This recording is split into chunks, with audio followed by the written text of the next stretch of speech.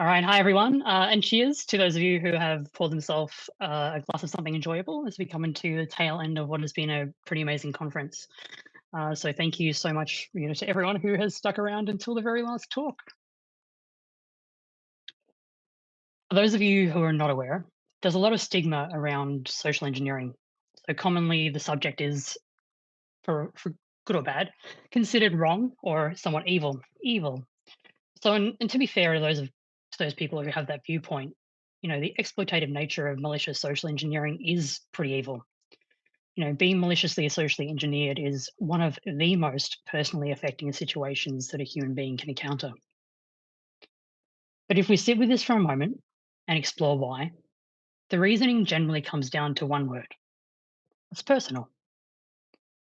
An ingress into and betrayal of a person's autonomy and privacy is incredibly personal. The flip side here is that the best moments of our lives are also incredibly personal. If you consider the most meaningful interactions, the most touching moments, and the most validating compliments, the process behind creating these is on the same spectrum as the malicious type. Social engineering takes away the level of abstraction between personal privacy and digital privacy. In my opinion, noting it's my opinion, we'd all experience a lot better digital privacy if the same level of betrayal was applied to our digital data. So Ian covered this quite beautifully this morning when he talked about the horrific fallout from the Medibank hack, and just how badly things can go when our very, very personal information isn't well cared for. So this talk is designed for a purpose that is much like the purpose of ethical hacking. If we understand the system, we can protect against exploitation. However, human and societal systems are complex, and because we sure do live in a society, we really have no choice but to work within it. And the way that I and many others in the space look at this system is that if we have to work within a vulnerable system, then we have the option to improve it. So, at the end of my talk, my hope is that you'll understand this system well enough that you can see it, understand it, protect yourself and others against it where necessary, and utilize it for good to improve personal and societal outcomes. In case you're wondering why you should listen to what I'm saying, here we have the obligatory experience and expertise slide. So, if someone is wondering what kind of background someone needs in order to become a social engineer, the answer is far from straightforward. As I'll discuss a bit later, there are aspects of social engineering in a wide variety of human interaction. And what I learned, when I learned what I know mainly through working in fields where it's an explicitly accepted occurrence, I essentially did my learning backwards. I came to social engineering with a boatload of natural talent and very, very little understanding of why I could do what I was doing or how to stop it. Now, how does a cybersecurity obsessed marketer somehow wrangle mentoring from the former head of the FBI's behavioral analysis unit? Something we're going to touch on later. All right, so here's what we'll cover today. We're going to look at what social engineering looks like in society, what it looks like in practice, what the certification looked like when I did it, and how I look at social engineering now, what that looks like in a model, and discuss what that looks like when used in practice and how you can use it too if you'd like to. There is neurospicy present in my brain, so I hope you enjoy the ride as much as I enjoyed putting it together.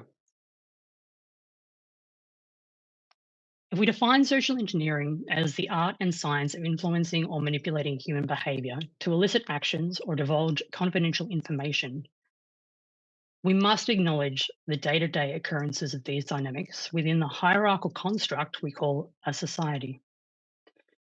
We can delineate these occurrences based upon the level of awareness and ethical considerations involved in each.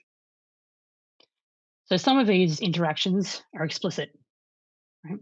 They're characterized by fully conscious and transparent acceptance of the intent and methods used within the interaction.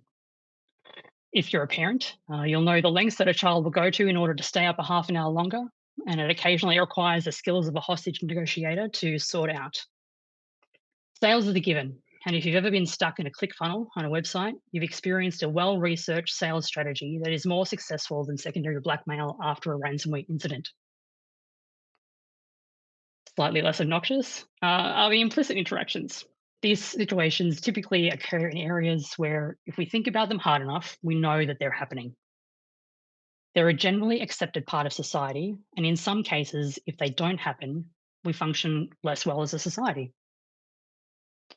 So, particularly for me, coming in through sales and figuring out, okay, cool, this is how you can talk to people, this is how you can get them to buy things, and then moving from that because people are hard into marketing, particularly when digital marketing was at its peak. It's like the amount of information that you can see, you know, within those social media platforms, if you're in the back end of the advertising part, is pretty insane, right? So, it doesn't surprise me that a lot of the things that have happened, have happened. Tacit social engineering is less obvious. So these are generally the unspoken rules or the accepted paradigms, and they usually hold really quite significant, like shared cultural or group understanding. They're usually the interactions we refer to as unwritten rules. As cybersecurity people, we generally only focus on the fourth type, which is illicit social engineering. And for those of us who have had any experience in the age of digital dating apps, I feel your pain. While the tools and techniques are usually marketed to us as self improvement or improving social skills or how to win friends and influence people, there's overwhelming evidence that behaviors that fall within a social engineer's toolkit are used throughout society. And that means that we have an opportunity to understand these interactions and use them to foster better and more meaningful interactions.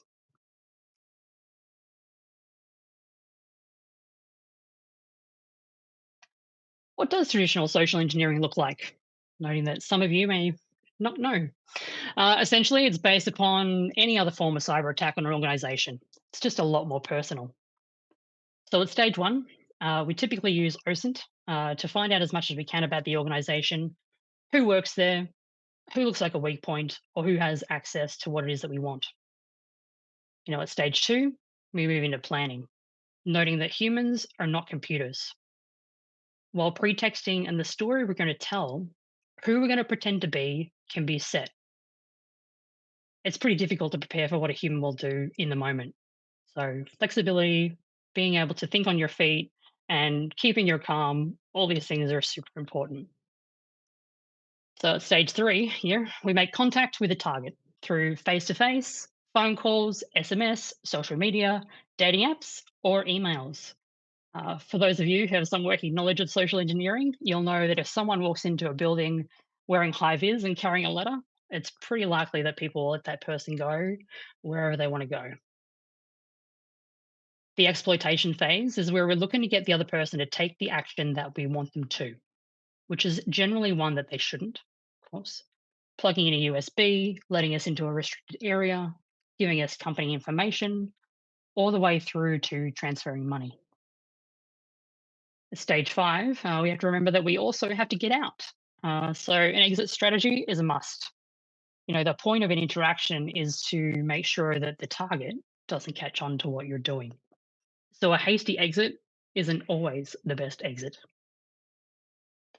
Finally, like with any simulated phishing exercise or pen test, there's the analysis and feedback stage. If you are anything like me, you look at this process and get a really strong case of the icks. So while it might sound clandestine and like a challenge to get away with something, there's a really key element here that changes when we consider how we can employ the understanding that we have in our everyday lives. So, in case you missed it in the opening slide, I do have a certification. So, the uh, social engineering certification is a practical certification, right? So, while the ins and outs are, something that I can't 100% talk about, I'm going to cover some bits and pieces and tell some stories, and hopefully, you'll pick up bits and pieces. So, I took the APSC during Black Hat in 2020. So, at this point, COVID was in full swing. It was also based in the US. So it meant that I had to get up at 1 o'clock in the morning in order to participate in what was the first iteration of this certification in an online format. Day one content was all about rapport building, and I've indicated there on the slide where you can go if you want to consume or learn content that this day is based upon. Like I said, practical. So We didn't really know what the practical would look like when it's in person. They take you out at the end of the day and they make you go and socially engineer people who might be in a Las Vegas, bar or lounge or something. So at the end of day one, we were told that we had to put what we'd learned that day into practice. The organizers had arranged for the course participants to be surveyed by a call center company. And that day, they were going to ask us 5 questions about the communications course that we were doing. Throughout the conversation, our mission was to get their month of birth. Now, it's slightly terrifying at this point, right? Because the call was set to last between 5 to 7 minutes. None of the questions were about birthdays, of course. We had about 5 minutes once they told us what was happening and before the call started to think about how we were going to build rapport fast enough in order to get this information out of this completely innocent call center employee. Safe to say, I hated it. So I managed to get the information, but I was possibly the most uncomfortable that I have ever been. And I felt for sure it was either obvious, like what I was doing, or that I was a complete nut job. What you learn from this is that normal people don't have any problems giving out their personal information if you're friendly enough to them. They really don't think anything of it. The longer that we all work in cyber, kind of the more paranoid that we all get. And, sometimes when we're looking at, why did people do this? Why did people click on something? Why did they talk to that person? Why did they take the ATO scam call? Right? Why did they pay? To them, they're not thinking like this. They're not thinking that these things that they have, this information that they have is useful to anyone. So these practical exercises happened on each of the days of the course, with each day's mission being harder than the last, with a slightly, so not very much, remember 5 to 7 minutes, slightly increasing time periods being provided. Day two was pretexting. So during this day, we had to develop a pretext before our call and report the next day, as we did every day, about how we utilized it to build rapport and to get the information that we were asked for.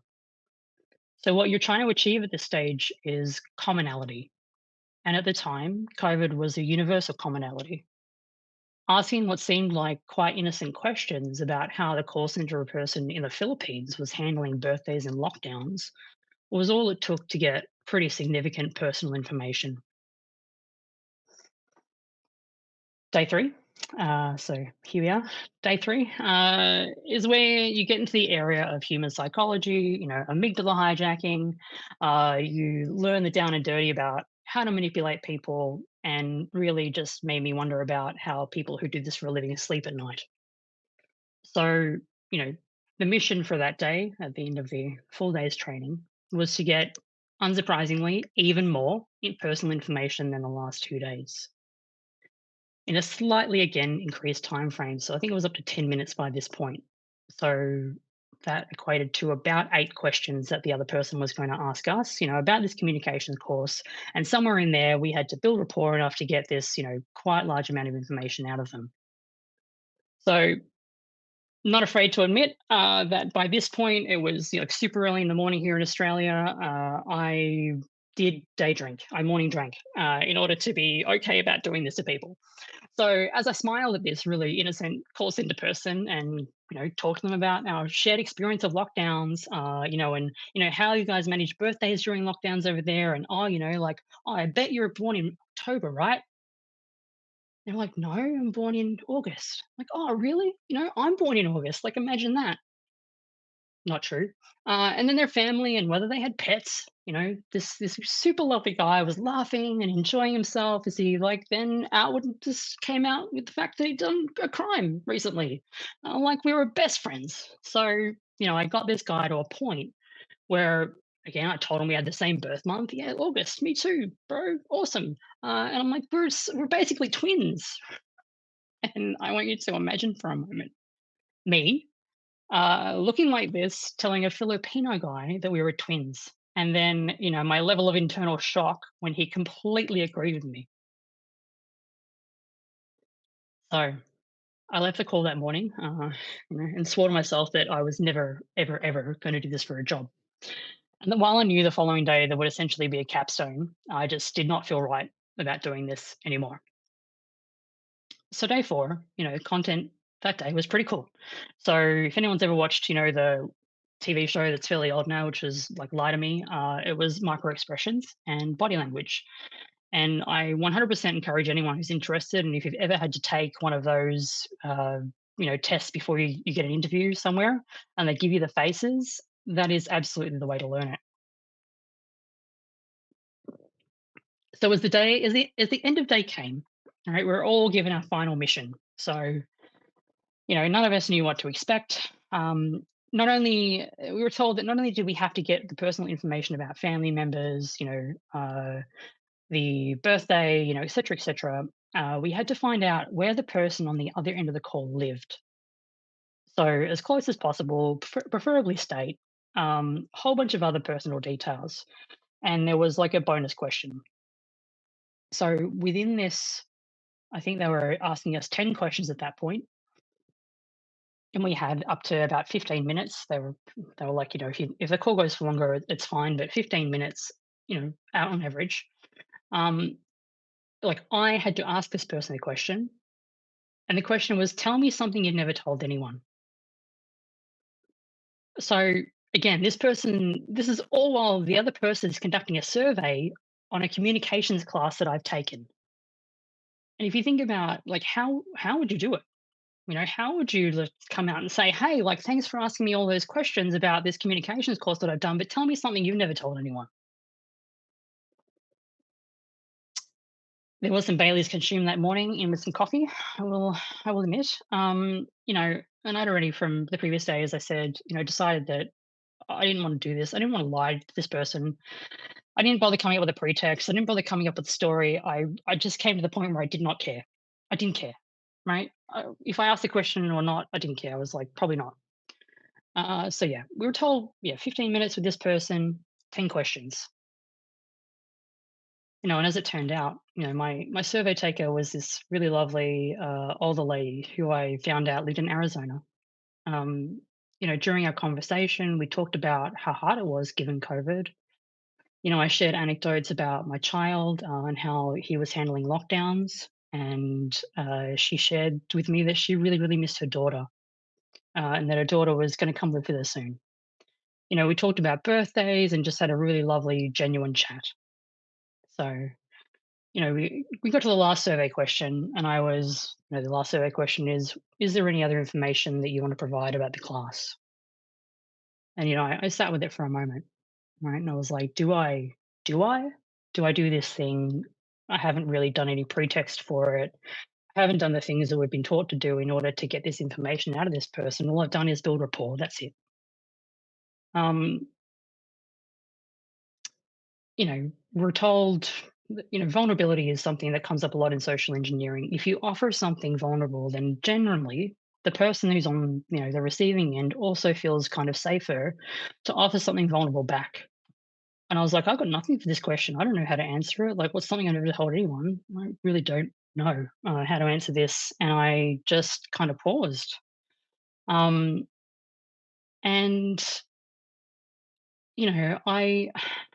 I looked at her and I just kind of said, look, um, this question was asked today in class, and it's been really on my mind. And I'd love to know how you would answer this question if you're comfortable with sharing. So the important thing to note there is that I gave her the option not to participate. And respecting someone's autonomy, even in a social engineering context or in a personal context, is a really important thing when it comes to someone feeling safe, right? And this lovely old lady, right? I'll never forget it, right? She cocked her head and she thought about it. I could see her thinking about it. And after a few moments, her whole face changed, right? She giggled. She giggled like she was, 18. And she told me that she'd never told anyone about her secret crush on Robin Williams, of all people. She went on this, she talked about the joy, right, that the movies had given her over the years. And then, went on to share a memory of a road trip with her daughter, to see him live at one of his comedy shows. So at the end of the call, me having got all this information out of her, she thanked me profusely for speaking with her. She told me how much she enjoyed it, and she gave me and my family her best wishes for surviving the rest of lockdowns. We ended the video call, and I cried. A lot because I knew that I had just given this woman who was lonely in Arizona a gift of connection, right, at a time where she needed it. And she had given just as much to me above and beyond the mission information, right? So it still makes me quite emotional, and I will, I will never forget her. So on the final morning of the course, we participated in what had become standard across the week. So we share our successes or failures and what approaches we used. About 50% of the participants managed to get the challenge question. However, surprise, surprise, before the instructor went through the virtual room to ask us to share, we learned that each of us had been scored by the person conducting the survey on the other end of the call. And here is where this is the thing, right? In every interaction we have, other people, will form an opinion of us, and we need to be mindful of that. So, as each person shared their approach, the course provider then shared the written feedback and score. So, it should come to zero surprise to people that if you start talking about negative things, you're going to bring the entire vibe down. So, the fact that we all asked the question at the end of the call meant that what happened at that time was what people scoring us remembered when they gave the feedback. For those who managed to elicit dark secrets or merely shared dark secrets of their own, the feedback was undeniably negative. Some were shockingly negative. So the people who hadn't asked the questions actually went up scoring better than those with the negative stories. And I'll leave it to your ability to extrapolate as to what the feedback for my efforts was. Glowing would be putting it mildly, to the point where, particularly it was like, what did you do? And that came out before I even had shared what had happened. So again, this is how life works. Our interactions with people are only as good as what we're able to make them. And we have choice in how we go about doing that. So this is what I call, the ethical social engineering model, right? So how do we apply the tools, the techniques, the procedures in an ethical way to win at life while leaving people for, better for having met us? Number one, we build rapport, right? So when we build rapport, remember it's not all about you. If we're talking more than 40% of the time and you're trying to build rapport with someone, then that's a problem. I've given a couple of resources throughout the talk, and there are many, many more available out there. You know, practice asking questions and getting to know people. Try to find the commonalities and obviously, preferably true commonalities, right? And there will always be something. It doesn't matter who it is, right? In cyber, it's easy. Hey, cyber, you like cyber? Yeah, awesome, cyber.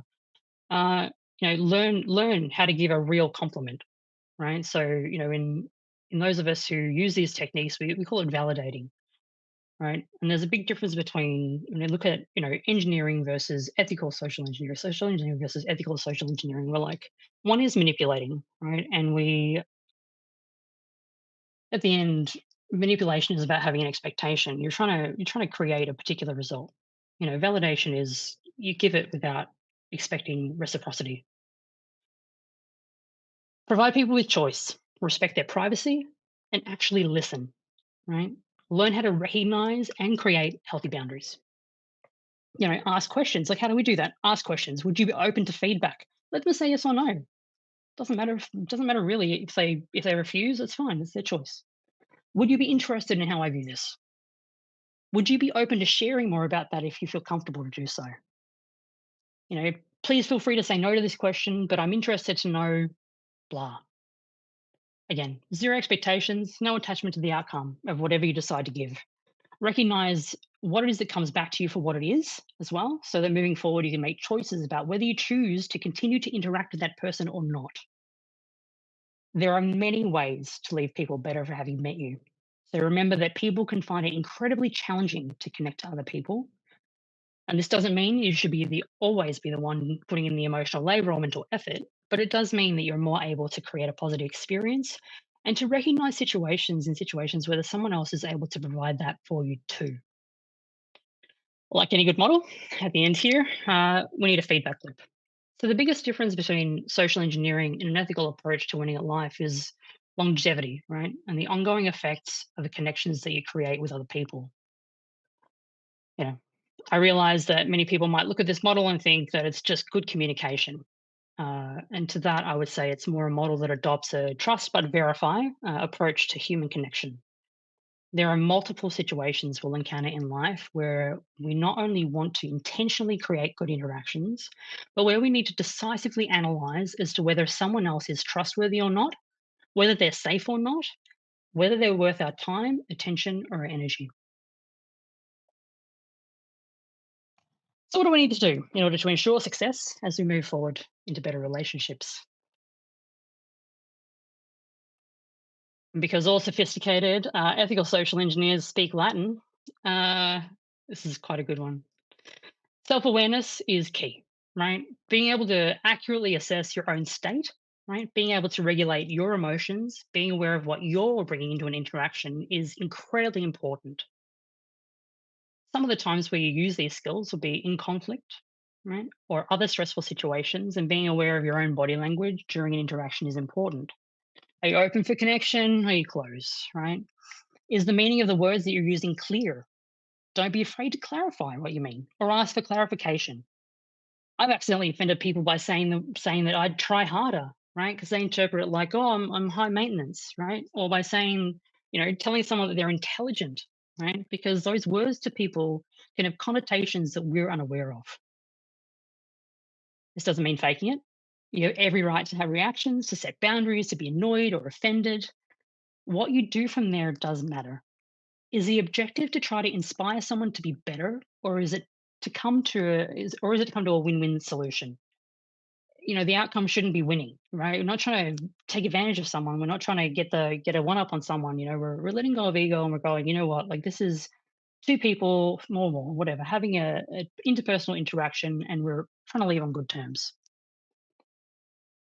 That being said, even if it's simply to politely extract yourself from a situation, this awareness of what's happening helps. So none of this means being fake, right? Even criticism can be delivered with kindness, right? So there's a beautiful term that was coined by Robin, and that's the ability to be a loving critic. And it's one that will serve you well. If you can deliver criticism with kindness and make the person actually thank you for giving it to them, because it's made them better or it's made them improve, or, it's going to be a skill that will serve you very, very, very well.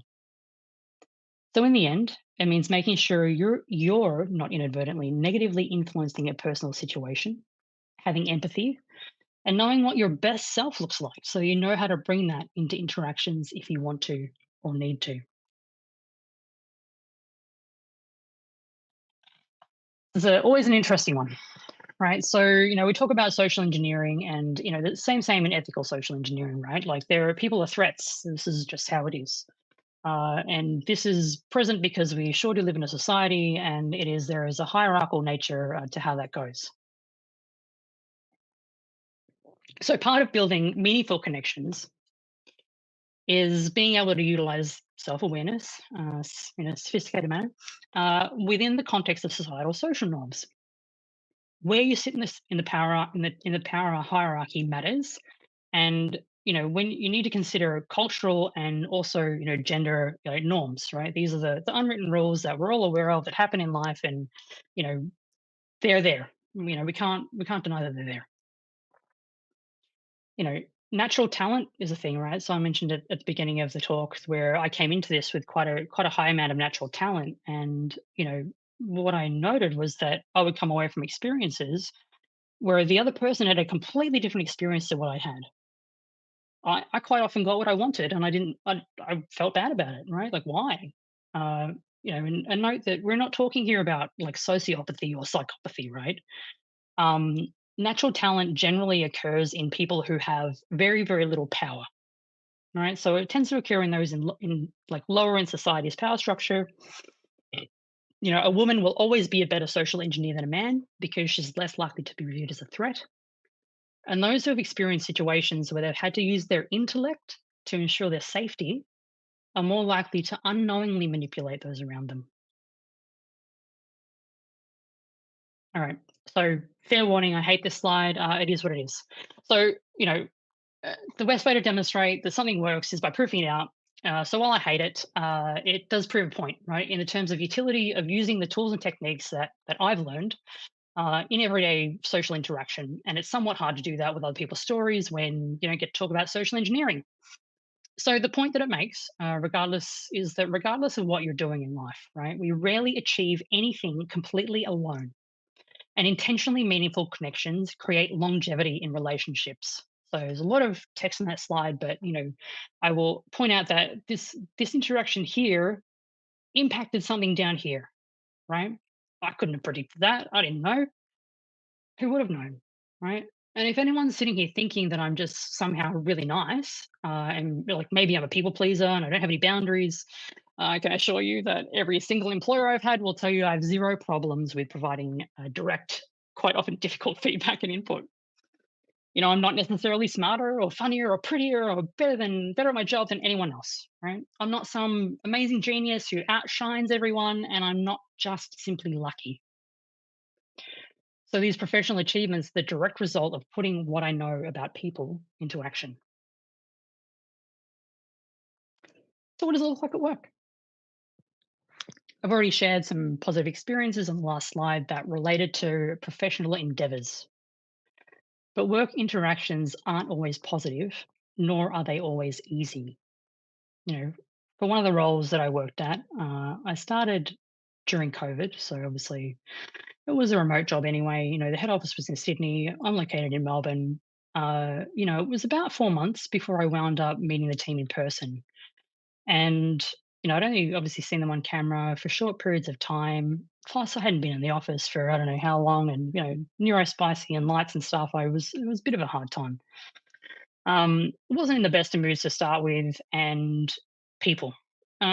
So look, I spent about a week with the team, and what I noticed during that time was unfortunately that one of the top guys, who was supposedly super important to the organization, super senior team member, no one will be surprised that this man was a straight white man, was just completely one of the most toxic people I've ever come across at work. Right, to the point this guy told a joke in the office in front of everyone, right, that managed to be both racist and anti-Semitic at the same time. And I was appalled, right? But I'm like, I'm new. Well, what is this? Maybe this is the culture here, right? So I looked around at people and I saw all these young, most of them were younger, much younger guys than this guy, and they were just appalled, right? Absolutely appalled. But obviously, this is how power structures work, right? They couldn't say anything. This guy was supposedly like, the organization couldn't work without this guy. So, when I say appalled, right, like 4 months working in a job, you know, I was so appalled I applied for and interviewed for another job during the week that I was in Sydney. And on the last day that I was in Sydney, my new boss, my new boss, no, the existing boss, he asked me to breakfast, and he knew that something was wrong because I was obviously different to how I appeared on camera, and he's like, what's wrong? And you have that moment, right? And when I talk to people about how they manage exit interviews, I'm like, how do you manage this? Do you tell them the truth? Like, what is it? Do you give them the hard feedback? And a lot of people say no. A lot of people say, what's the point? Right. So I had a choice here. And, I figured I was probably going to leave anyway. Right. So what did I care if I said something to this guy? Uh, but also I was like, there are people in this organization who I actually quite like, and I really think this organization is good. Like, I really have had a lot of respect for my boss. Um, I think the onus is on me here to tell him, tell him the truth. And so I expressed my concerns kindly, right, and politely, but I also made a point to emphasize the effects of this type of behavior on culture, how much this person was in a position of power and apparently like so needed at this organization that no one felt safe enough to call it out. So to his credit, he took this super seriously. He thanked me, right? He assured me that this was absolutely unacceptable behavior. He validated my importance in the organization directly, right? And I saw him immediately address the behavior that day. So I don't know where this person learned to so effectively validate someone, but to this day, when they compliment me, it gets me right in the feels. And I've never been a person that's cried at work, but this guy pretty much can get me every time. We talked about modern dating earlier, and so we're gonna have a We're going to have a look at this. It's possibly one of the most complex and frustrating experiences that someone can go through, in my opinion. And it's the one that I feel is probably most commonly where I use my fairly considerable skill set. So, beyond being able to spot the really undesirable traits in someone else, modern dating creates a situation where we not only have to be worried about whether someone is looking for the same things we are and whether there's compatibility, but also we have to worry about whether we'll be safe to meet a total stranger for the first time. I recognize that women have to worry about this much more than men. It's nice not to get murdered on a first date. So, my advice here to anyone who would like it, qualify out early. And this is perhaps a sales term, but it's like figure out whether this person is good or not early. Do the things that you know are potentially going to cause problems. Do it early, right? Because you want to know. You don't want to get attached to someone and then figure out that, hey, this person gets angry if I want to go and do something that I don't want to do. Set a boundary, see what happens. Say no to something, see what happens. Disagree with them. Do it truthfully, right? Share an opinion that's important to you and see what the response is. Sometimes our opinions are, we can be not looked upon kindly for them. Um, that's how it goes. If it's important to you, get it out there early. If it's not received well, you know what? That's not the person. When you're in person with someone, watch their body language. Eye contact, not always an ideal marker to judge someone from, given the neurospicy, but watch to see whether their body language is open or closed. Right. So I recall a date that I went on where someone was like super verbally interactive, right? But crossed his arms like for the majority of our interactions. And in situations where he could have turned his body towards me, like he didn't. So I either terrified him, which to be fair is unthinkable. He wasn't that into me, which again, totally fine, right? Or he was emotionally unavailable, whether he recognized it or not. So for those of you, and I've put it here, the Rembrandt effect, right? If you haven't watched Ted Lasso, the Rembrandt effect, right, refers to someone who's super pretty to look at, beautiful to look at, right? But the longer you look at them, the more that you realize that they lack depth, right? They're a bit dull. So if you have to go and do a lot of the emotional mental labor at the start, super unlikely that this is going to change moving forward. Friendships. This is probably my favorite slide, and that's why I've chosen it towards the end, as we get towards the end. So I'm sure that most of us, are of an age here where we realize just how difficult it is to make new friends as we get older. So, in fact, there, as the slide says, the average adult has between 1 to 4 close friends. And when we consider the mental health concerns, particularly in the cyber industry, like I personally believe that being able to build really meaningful friendships is one of the most important parts of being a human being. Personal story, when my last relationship ended, and yes, even though I'm really good at this whole interpersonal communication thing, it doesn't mean it's always perfect, right? It came to the day where we had scheduled the obligatory handing over each other's possessions, right, from each other's houses. So this guy had been the one to end things, and trust me, I couldn't believe it either.